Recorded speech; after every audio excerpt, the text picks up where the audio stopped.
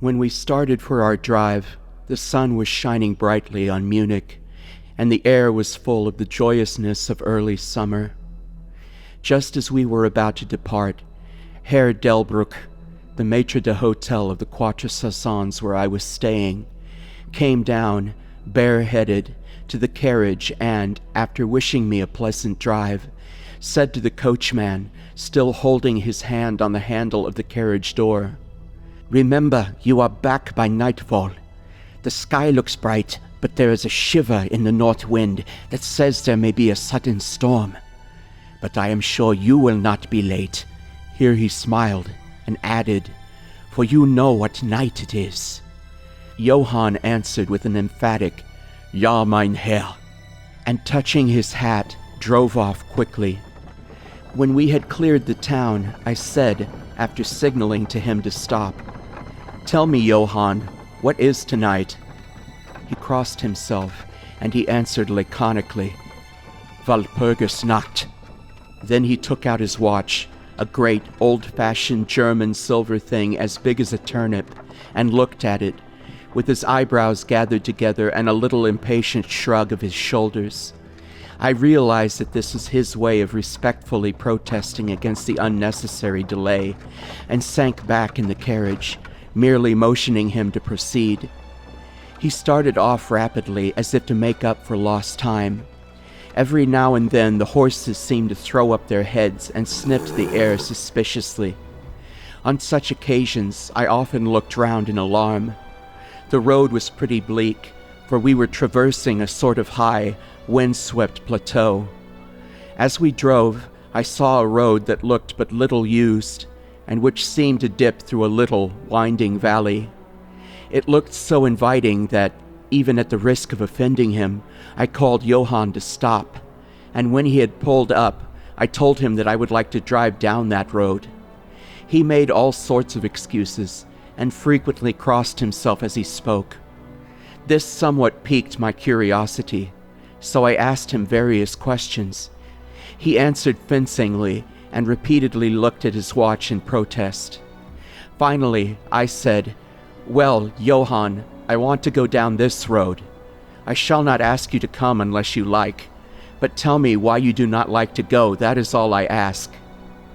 For answer, he seemed to throw himself off the box, so quickly did he reach the ground. Then he stretched out his hands appealingly to me, and implored me not to go. There was just enough of English mixed with the German for me to understand the drift of his talk. He seemed always just about to tell me something, the very idea of which evidently frightened him.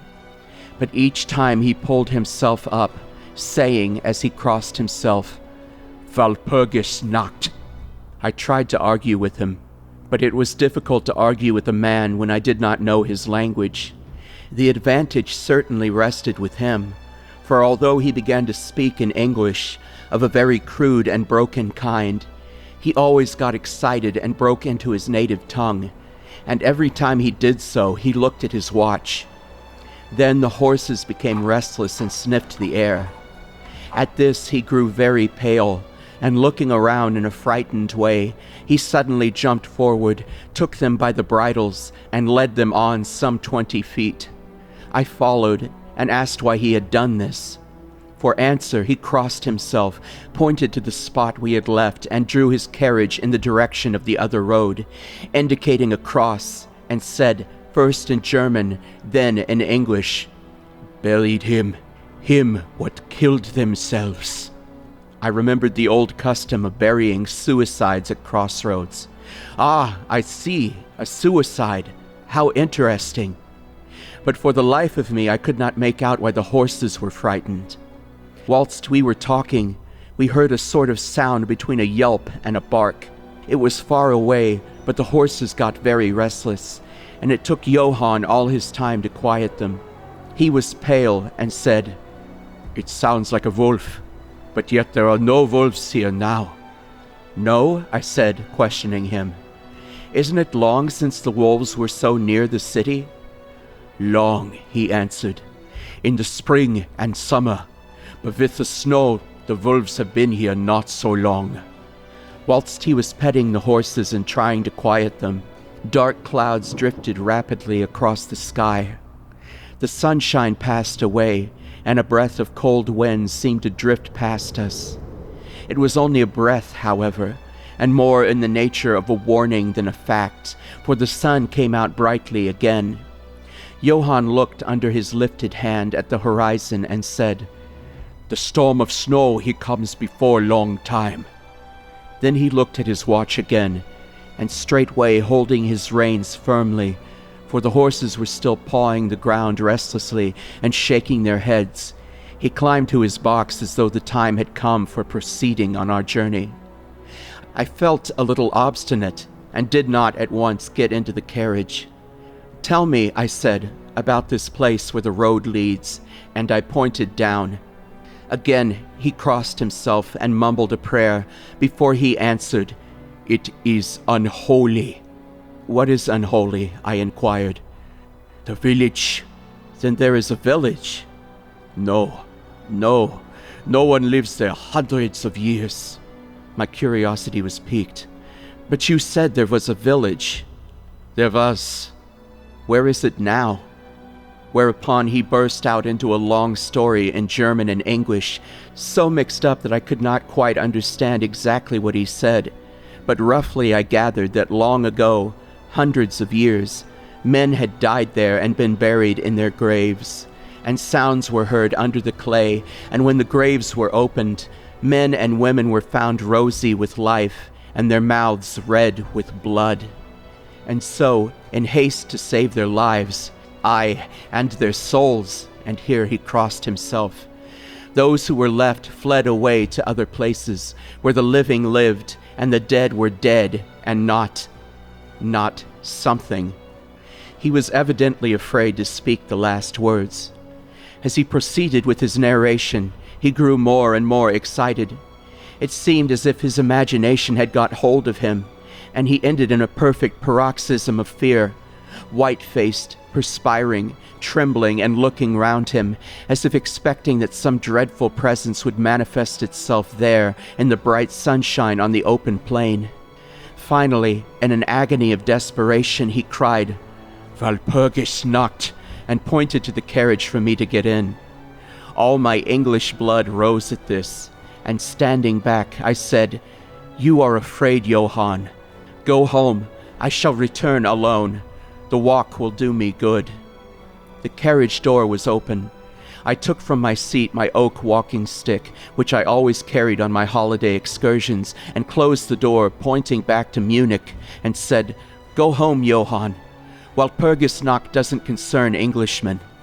The horses were now more restive than ever, and Johann was trying to hold them in, while excitedly imploring me not to do anything so foolish. I pitied the poor fellow. He was so deeply in earnest. But all the same, I could not help laughing. His English is quite gone now. In his anxiety, he had forgotten that his only means of making me understand was to talk my language, so he jabbered away in his native German. It began to be a little tedious. After giving the direction, "Home," I turned to go down the crossroad into the valley. With a despairing gesture, Johann turned his horses toward Munich. I leaned on my stick and looked after him. He went slowly along the road for a while. Then there came over the crest of the hill a man tall and thin. I could see so much in the distance. When he drew near the horses, they began to jump and kick about, then to scream with terror. Johann could not hold them in. They bolted down the road, running away madly. I watched them out of sight, then looked for the stranger, but I found that he, too, was gone. With a light heart, I turned down the side road through the deepening valley to which Johann had objected. There was not the slightest reason that I could see for his objection, and I dare say I tramped for a couple of hours without thinking of time or distance, and certainly without seeing a person or a house. So far as the place was concerned, it was desolation itself. But I did not notice this particularly until, on turning a bend in the road, I came upon a scattered fringe of wood. Then I recognized that I had been impressed unconsciously by the desolation of the region through which I had passed. I sat down to rest myself and began to look around. It struck me that it was considerably colder than it had been at the commencement of my walk.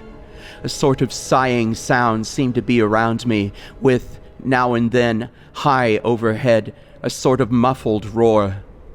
Looking upwards, I noticed that great thick clouds were drifting rapidly across the sky from north to south at a great height. There were signs of coming storm in some lofty stratum of the air.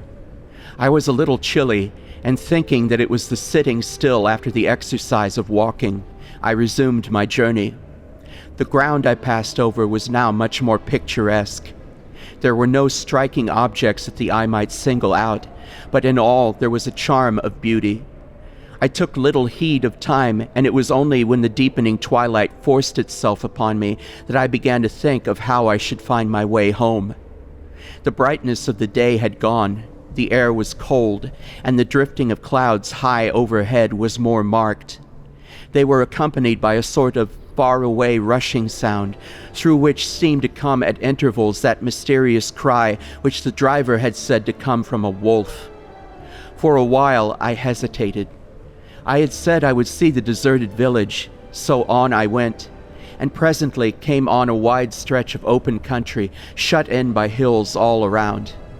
Their sides were covered with trees which spread down to the plain, dotting in clumps the gentler slopes and hollows which showed here and there. I followed with my eye the winding of the road, and saw that it curved close to one of the densest of these clumps and was lost behind it.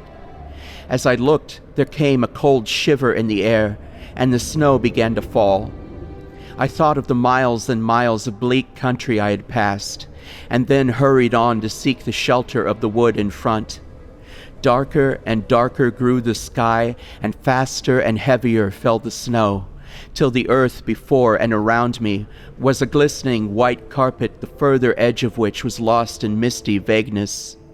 The road was here but crude, and when on the level, its boundaries were not so marked, and when it passed through the cuttings. And in a little while I found that I must have strayed from it, for I missed underfoot the hard surface, and my feet sank deeper into the grass and moss. Then the wind grew stronger and blew with ever-increasing force, till I was fain to run before it. The air became icy cold, and in spite of my exercise, I began to suffer. The snow was now falling so thickly and whirling around me in such rapid eddies that I could hardly keep my eyes open. Every now and then the heavens were torn asunder by vivid lightning, and in the flashes I could see ahead of me a great mass of trees, chiefly yew and cypress, all heavily coated with snow. I was soon amongst the shelter of the trees, and there, in comparative silence, I could hear the rush of the wind high overhead. Presently, the blackness of the storm had become merged in the darkness of the night. By and by, the storm seemed to be passing away. It now only came in fierce puffs or blasts. At such moments, the weird sound of the wolf appeared to be echoed by many similar sounds around me. Now and again, through the black mass of drifting cloud, came a straggling ray of moonlight, which lit up the expanse, and showed me that I was at the edge of a dense mass of cypress and yew trees. As the snow had ceased to fall, I walked out from the shelter and began to investigate more closely. It appeared to me that, amongst so many old foundations as I had passed, there might still be standing a house in which, though in ruins, I could find some sort of shelter for a while. As I skirted the edge of the copse, I found that a low wall encircled it, and following this, I presently found an opening. Here the cypresses formed an alley leading up to a square mass of some kind of building. Just as I caught sight of this, however, the drifting clouds obscured the moon, and I passed up the path in darkness. The wind must have grown colder, for I felt myself shiver as I walked, but there was hope of shelter, and I groped my way blindly on. I stopped, for there was a sudden stillness. The storm had passed, and perhaps in sympathy with nature's silence, my heart seemed to cease to beat. But this was only momentarily, for suddenly the moonlight broke through the clouds, showing me that I was in a graveyard, and that the square object before me was a great massive tomb of marble, as white as the snow that lay on and all around it. With the moonlight there came a fierce sigh of the storm, which appeared to resume its course with a long, low howl, as of many dogs or wolves. I was awed and shocked, and I felt the cold perceptibly grow upon me till it seemed to grip me by the heart. Then, while the flood of moonlight still fell on the marble tomb, the storm gave further evidence of renewing, as though it was returning on its track. Impelled by some sort of fascination, I approached the sepulchre to see what it was, and why such a thing stood alone in such a place.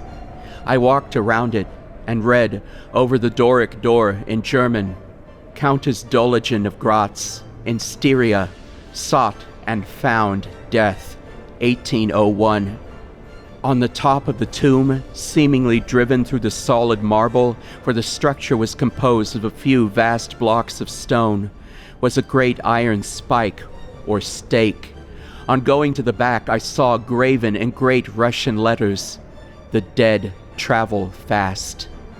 There was something so weird and uncanny about the whole thing that it gave me a turn and made me feel quite faint.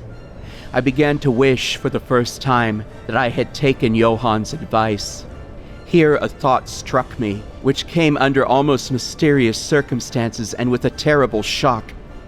This was Walpurgisnacht. Walpurgisnacht, when, according to the belief of millions of people, the devil was abroad, when the graves were opened and the dead came forth and walked, when all evil things of earth and air and water held revel. This very place the driver had specially shunned. This was the depopulated village of centuries ago. This was where the suicide lay. And this was the place where I was alone, unmanned, shivering with cold in a shroud of snow, with a wild storm gathering again upon me. It took all my philosophy, all the religion I had been taught, all my courage, not to collapse in a paroxysm of fright. And now a perfect tornado burst upon me. The ground shook as though thousands of horses thundered across it, and this time the storm bore on its icy wings not snow, but great hailstones which drove with such violence that they might have come from the thongs of Balearic slingers. Hailstones that beat down leaf and branch and made the shelter of the cypresses of no more avail than though their stems were standing corn. At the first, I had rushed to the nearby tree, but I was soon fain to leave it and seek the only spot that seemed to afford refuge, the deep Doric doorway of the marble tomb. There, crouching against the massive bronze door, I gained a certain amount of protection from the beating of the hailstones, for now they only drove against me as they ricocheted from the ground and the side of the marble. As I leaned against the door, it moved slightly and opened inwards. The shelter of even a tomb was welcome in that pitiless tempest, and I was about to enter it when there came a flash of forked lightning that lit up the whole expanse of the heavens. In the instant, as I am a living man, I saw, as my eyes were turned into the darkness of the tomb, a beautiful woman with rounded cheeks and red lips, seemingly sleeping on a bier. As the thunder broke overhead, I was grasped as by the hand of a giant and hurled out into the storm. The whole thing was so sudden that before I could realize the shock, moral as well as physical, I found the hailstones beating me down.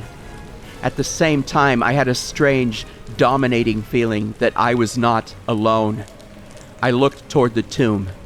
Just then there came another blinding flash, which seemed to strike the iron stake that surmounted the tomb, and to pour through to the earth, blasting and crumbling the marble as in a burst of flame. The dead woman rose for a moment of agony, while she was lapped in the flame, and her bitter scream of pain was drowned in the thunder crash. The last thing I heard was this mingling of dreadful sound, and again I was seized in the giant grasp and dragged away while the hailstones beat on me, and the air around seemed reverberant with the howling of wolves. The last sight that I remembered was a vague, white, moving mass, as if all the graves around me had sent out the phantoms of their sheeted dead, and that they were closing in on me through the white cloudiness of the driving hail. Gradually, there came a sort of vague beginning of consciousness, then a sense of weariness that was dreadful. For a time, I remembered nothing, but slowly my senses returned. My feet seemed positively racked with pain, yet I could not move them. They seemed to be numbed. There was an icy feeling at the back of my neck and all down through my spine, and my ears, like my feet, were dead, yet in torment. But there was in my breast a sense of warmth, which was, by comparison, delicious. It was as a nightmare, a physical nightmare, if one may use such an expression, for some heavy weight on my chest made it difficult for me to breathe. The period of semi-lethargy seemed to remain for a long time, and as it faded away, I must have slept or swooned. Then came a sort of loathing, like the first stage of seasickness, and a wild desire to be free from something, I knew not what. A vast stillness enveloped me, as though all the world were asleep or dead, only broken by the low panting as of some animal close to me. I felt a warm rasping at my throat. Then came a consciousness of the awful truth, which chilled me to the heart and sent the blood surging up through my brain. Some great animal was lying on me, and now licking my throat. I feared to stir, for some instinct of prudence bade me lie still, but the brute seemed to realize that there was now some change in me, for it raised its head. Through my eyelashes I saw above me the two great flaming eyes of a gigantic wolf. Its sharp white teeth gleamed in the gaping red mouth, and I could feel its hot breath fierce and acrid upon me. For another spell of time I remembered no more. Then I became conscious of a low growl, followed by a yelp, renewed again and again. Then, seemingly very far away, I heard a halloa, halloa, as of many voices calling in unison. Cautiously I raised my head and looked in the direction whence the sound came, but the cemetery blocked my view. The wolf still continued to yelp in a strange way, and a red glare began to move round the grove of cypresses, as though following the sound. As the voices drew closer, the wolf yelped faster and louder. I feared to make either sound or motion. Nearer came the red glow, over the white pall which stretched into the darkness around me. Then, all at once from beyond the trees there came at a trot a troop of horsemen bearing torches. The wolf rose from my breast and made for the cemetery. I saw one of the horsemen, soldiers by their caps and their long military cloaks, raise his carbine and take aim. A companion knocked up by his arm, and I heard the ball whiz over my head.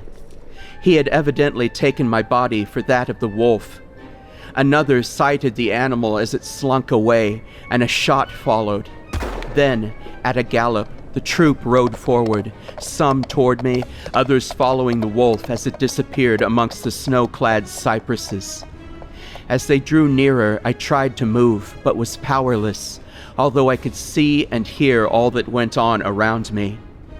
2 or 3 of the soldiers jumped from their horses and knelt beside me. One of them raised my head and placed his hand over my heart. "Good news, comrades," he cried. "His heart still beats."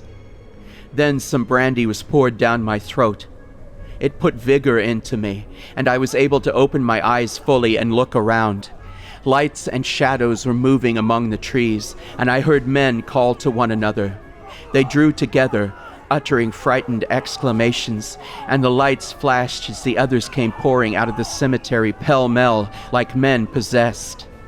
When the further ones came close to us, those who were around me asked them eagerly, "Well, have you found him?" The reply rang out hurriedly, "No, no, come away, quick, quick. This is no place to stay, and on this of all nights." "What was it?" was the question, asked in all manner of keys. The answer came variously and all indefinitely, as though the men were moved by some common impulse to speak. yet were restrained by some common fear from giving their thoughts.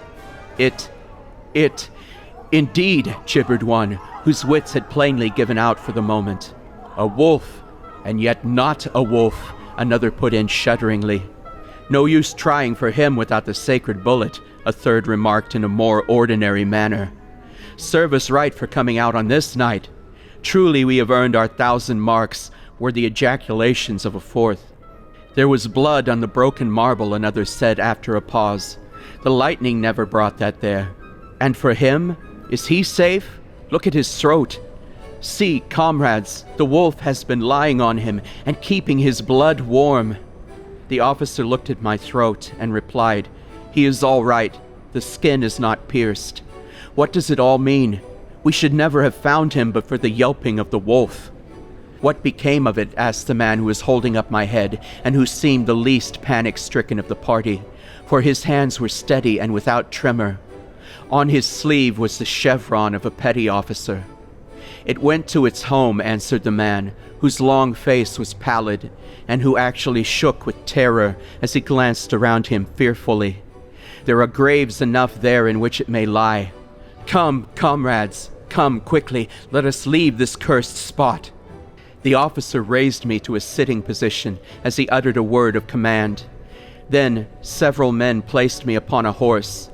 He sprang to the saddle behind me, took me in his arms, gave the word to advance, and turning our faces away from the cypresses, we rode away in swift military order. As yet, my tongue refused its office, and I was perforce silent. I must have fallen asleep, for the next thing I remembered was finding myself standing up, supported by a soldier on each side of me. It was almost broad daylight, and to the north a red streak of sunlight was reflected like a path of blood over the waste of snow. The officer was telling the men to say nothing of what they had seen, except they had found an English stranger guarded by a large dog. Dog! That was no dog, cut in the man who exhibited such fear. I think I know a wolf when I see one. The young officer answered calmly, I said a dog. Dog, reiterated the other ironically. It was evident that his courage was rising with the sun, and pointing to me, he said, Look at his throat. Is that the work of a dog, master? Instinctively I raised my hand to my throat, and as I touched it I cried out in pain. The men crowded round to look, some stooping down from their saddles, and again there came the calm voice of the young officer. A dog, as I said. If aught else were said, we should only be laughed at. I was then mounted behind a trooper, and we rode on into the suburbs of Munich.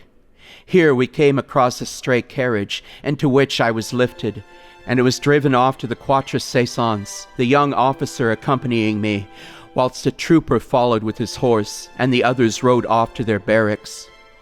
When we arrived, Herr Delbruck rushed so quickly down the steps to meet me that it was apparent he had been watching within.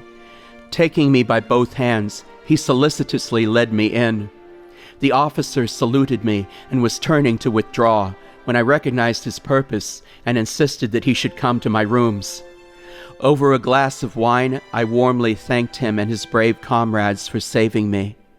He replied simply that he was more than glad, and that Herr Delbruck had at the first taken steps to make all the searching party pleased, at which ambiguous utterance the maitre d'hotel smiled, while the officer pleaded duty and withdrew.